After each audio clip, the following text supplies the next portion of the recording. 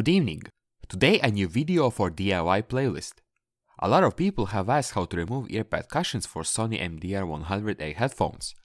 For that reason, today I will show you how to remove or change earpads for these Sony headphones. Additionally, I will also show you how to disassemble one side. This guide will also be useful if you want to replace a damaged audio cable or replace old earpads. Earpads are being held by these small hooks. Use your fingers and carefully unhook the earpad.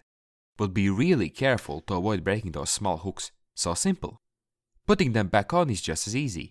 You just have to push the earpad hooks in the holes designed for them. Put the earpad on top, align the hooks with holes, and then press it in. If you hear a click, then you'll know that the earpad has successfully locked itself in place. Disassembling the headset is easy if you want to repair or replace damaged cable. The screws are hidden under the black fiber. The screws are at the top and bottom. Take a screwdriver and unscrew all 4 screws. Then we'll be able to nicely remove the rear construction and get to the speaker, driver and wires. Here you can see all cable wiring and pinouts for the Sony MDR-100A headphones. You can assemble it back in the same way, only in reverse of course. So easy. Thanks for watching.